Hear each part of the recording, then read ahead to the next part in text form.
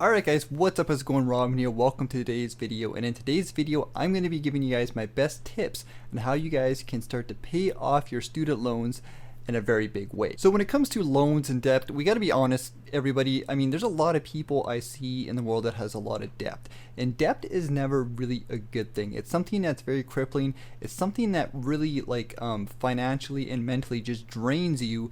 And a lot of people struggle with debt. Like, there's so many people I know that have a hard time, like young people, middle-aged people, old people. But the big thing that I really dislike to see is when I see so many young people or people like just starting off their lives, going to school and stuff like that, and before they even graduate, they're already like piled and buried in so much debt that it makes life for them very, very difficult. So I wanted to put together this video just to give you guys some tips, and give you guys some tricks and help you guys out if you're one of these people. So before we go any further, I just want to say that if you're somebody who has gone to school and you managed to rack up a bunch of debt, that's okay. Don't worry guys. I know like it can seem like you might be in a really tough spot and it might seem like the world is ending.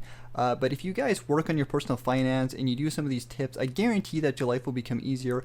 And if you really work hard at it, you can be surprised at how much money you can save up and how much debt you can pay off. And if you're somebody who hasn't gone to school yet, but you're thinking about it, I really want you to think about these tips and use them to your advantage so that you don't get yourself in a position where a lot of young people do, where they're racking up so much student debt, and by the time they graduate college or university, all their money is going towards paying off this debt. So if you guys are in that situation as well, I really want you guys to take this advice to heart because it will benefit you in the future. Now, the very first thing when it comes to paying off debt, basically anything you can do to reduce your finances and save money, in a nutshell, is probably the best, is really the best way to do it. Like, if you can cut money, if you can save money, if you can cut back on anything possible and put it towards your debt, you're going to get out of that situation so much quicker. And I know that sounds pretty stupid when I say it like that, and it sounds really simple, but that's really all it is.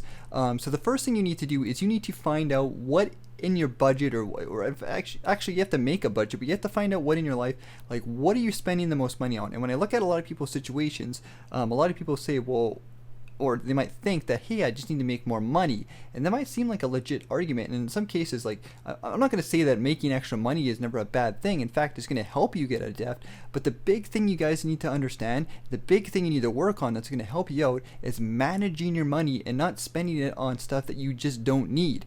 So there's a lot of different ways to do this, and the first thing I see that so many people basically spend so much money on is their rent or whatever they're living kind of thing. Like, you got to be careful guys. Like, you can easily spend a lot of money, and if you really want to like pile down on that debt and really get rid of it as soon as possible, reducing your living expenses and your rent is probably one of the best ways to do it. If I was somebody who was massively in debt and I had to pay off my student loans or something like that, and I wanted to pay them off really quickly, what I would do is I would find somebody to move in with. You know what, even if I had to share a bedroom or something like that, I would find some cheap place to live, even if it meant like going back home to live with my parents for a little while, if that's an option.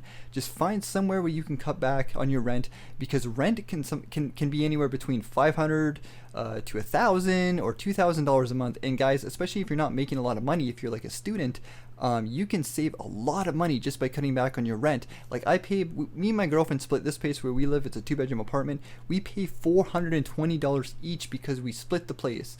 So if you can do anything like that to cut back on your rent, it's going to make a big difference, and then you can take that extra money and start throwing it towards your debt and massively big payments. And I know when you're a young person, it can be a little bit hard to kind of understand the fact, like, you might think like personal finances, it's cutting back, you're missing out on life and all that kind of crap that a lot of people talk about, like, you know, the whole YOLO thing.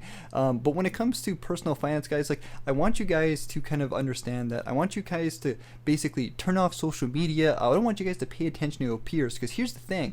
Your peers and everybody else who's kind of in the same age as you, you know, the other students that you're hanging out with, they're going to be making a lot of stupid choices. Like, the vast majority of young people are not good with finance, and you're probably going to notice as you guys get better with your personal finance that a lot of your friends are horrible with personal finance as well. So here's the thing though, don't get into that trap of, like, you know, going on your social media or like looking and seeing what your friends are doing and doing the same thing as they are, because I avoided that and it benefited me tremendously.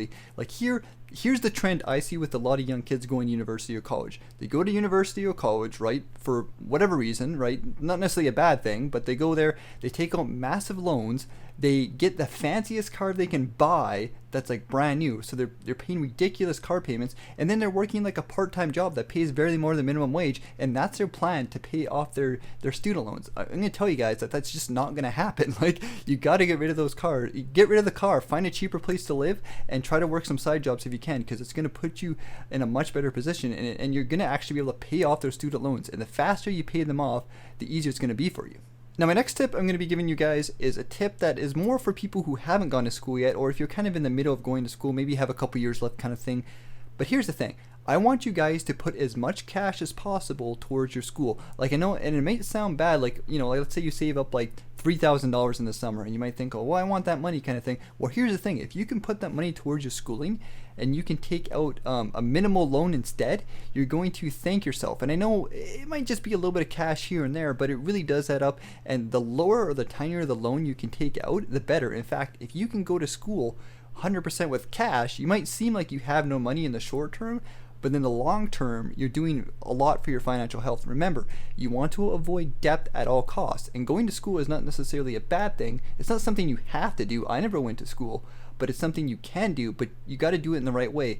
In fact, me and my girlfriend, we saved up enough money that she went to school. She's on her third year of school, and she paid every single year with cash so far. She hasn't taken out a single loan, and that's because of good personal finance. So saving up money, taking a year off to work, cutting back your expenses is things you want to do if you actually want to save up money. And last but not least, let's actually talk about the aspect of paying off your debt. So if you have a lot of debt, you know, if you're going to school, if you're a student kind of thing, you might have student debt, you might have some credit card debt, maybe you have a car payment or something like that. The first thing you want to do is cut back on the car payments, reduce your rent, stop going out for dinner and spending your money on stupid stuff that you don't need. But the biggest thing you want to focus on is paying off the debt that basically has the highest interest. This is pretty standard advice, but if you have credit card debt that's maybe like $2,000, then you have like maybe $20,000 in school loans or something like that, pay off the credit card first, and then once you pay off that credit card debt, burn your card, rip it up, get rid of it, whatever you have to do, and then you can start chunking away at those student loans. And I know it might seem really, really difficult, but just putting like $500 a month, $1,000 a month, you know, you'll get there. But I really want to challenge you guys to save up as much as possible, because you'd be surprised in a year if you saved up $1,000 a year.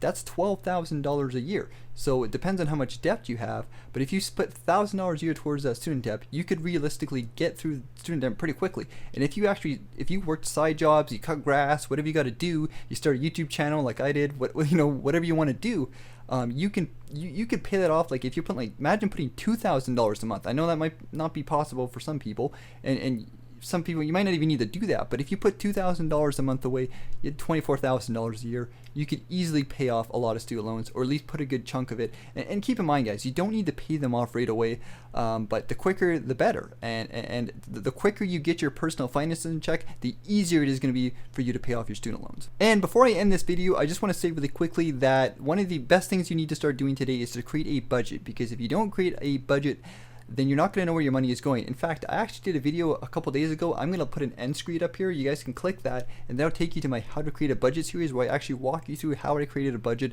and how you guys can start to see where your money is going. So check that video out if you haven't already. It's a really, really good video, and if you guys aren't familiar with personal finance, it's definitely going to be something that's going to help you out.